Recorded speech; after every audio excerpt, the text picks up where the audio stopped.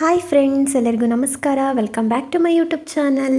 ನಾನು ಈ ದಿನ ಕೇವಲ ಒಂದೇ ಒಂದು ನಿಮಿಷದಲ್ಲಿ ಖಾರ ಈರುಳ್ಳಿ ಗೊಜ್ಜನ್ನ ಹೇಗೆ ಮಾಡೋದು ಅಂತ ತೋರಿಸ್ತಾ ಇದ್ದೀನಿ. ಈ ರೆಸಿಪಿ ಅಂತೂ ಬ್ಯಾಚುಲರ್ಸು ತುಂಬ ಸುಲಭವಾಗಿ ಮಾಡ್ಕೊಳ್ಬೋದು.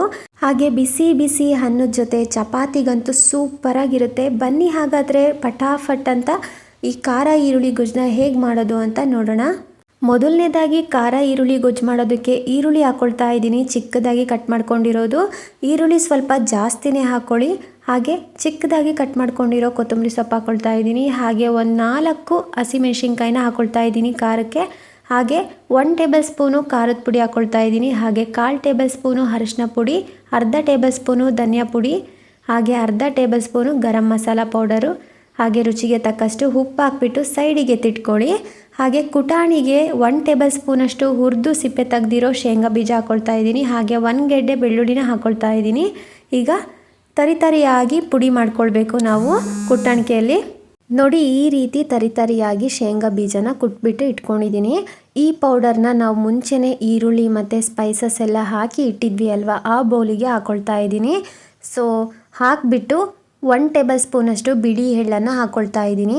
ಸೊ ಇದಿಷ್ಟು ಹಾಕಿಬಿಟ್ಟು ಚೆನ್ನಾಗಿ ಮಿಕ್ಸ್ ಮಾಡ್ಕೊಳ್ಬೇಕು. ತುಂಬ ಅಂದರೆ ತುಂಬಾ ಟೇಸ್ಟಿಯಾಗಿರುತ್ತೆ. ಒಂದು ಸಲ ಈ ರೀತಿ ಟ್ರೈ ಮಾಡಿ ನೋಡಿ ನೀವು ಖಾರ ಈರುಳ್ಳಿ ಗೊಜ್ಜನ್ನ.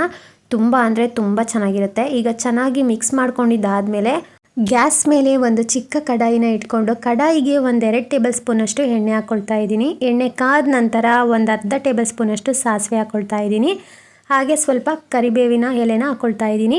ಈಗ ಒಗ್ಗರಣೆಯಲ್ಲಿ ಕರಿಬೇವು ಹಾಗೆ ಸಾಸಿವೆ ಚಟಪಟ ಅಂದಮೇಲೆ ಈ ಒಗ್ಗರಣೆನ ನಾವು ಆಲ್ರೆಡಿ ಮಿಕ್ಸ್ ಮಾಡ್ಕೊಂಡಿರೋ ಖಾರ ಈರುಳ್ಳಿಗೆ ಹಾಕ್ಕೊಳ್ಬೇಕು. ಈಗ ಒಗ್ಗರಣೆ ಎಲ್ಲ ಚೆನ್ನಾಗಿ ಮಿಕ್ಸ್ ಮಾಡ್ಕೊಳ್ಳೋಣ ಖಾರ ಈರುಳ್ಳಿಗೆ. ಸೊ ನೋಡಿ ಎಷ್ಟು ಸಿಂಪಲ್ಲಾಗಿ ಈಸಿಯಾಗಿ ಮಾಡ್ಕೊಳ್ಬೋದು ಅಂತ. ಹಾಗೆ ಲಾಸ್ಟಲ್ಲಿ ಸ್ವಲ್ಪ ನಿಂಬೆ ಹಣ್ಣಿನ ರಸನ ಹಾಕ್ಕೊಂಡ್ರೆ ಮುಗೀತು.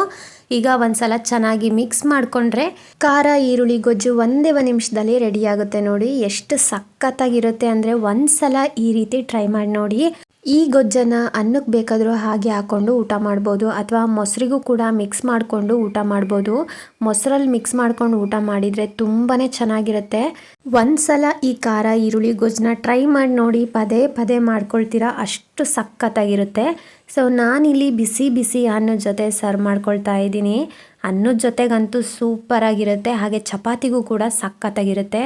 ನೋಡಿದ್ರಿ ಅಲ್ವಾ ಫ್ರೆಂಡ್ಸ್, ಒಂದೇ ಒಂದು ನಿಮಿಷದಲ್ಲಿ ಖಾರ ಈರುಳ್ಳಿ ಗೊಜ್ಜನ್ನ ಎಷ್ಟು ಸುಲಭವಾಗಿ ಮಾಡ್ಕೊಳ್ಬೋದು ಅಂತ. ಖಂಡಿತವಾಗ್ಲೂ ನಿಮಗೆ ಈ ರೆಸಿಪಿ ಇಷ್ಟ ಆಗಿದೆ ಅಂತ ಅಂದ್ಕೊಂಡಿದ್ದೀನಿ. ಇದೇ ರೀತಿ ರೆಸಿಪಿಗಳಿಗೋಸ್ಕರ ನನ್ನ ಚಾನಲ್ನ ದಯವಿಟ್ಟು ಸಬ್ಸ್ಕ್ರೈಬ್ ಮಾಡ್ಕೊಳ್ಳಿ. ಹಾಗೆ ಈ ರೆಸಿಪಿ ಇಷ್ಟ ಆಗಿದ್ದರೆ ಲೈಕ್ ಮಾಡಿ. Thank you for watching.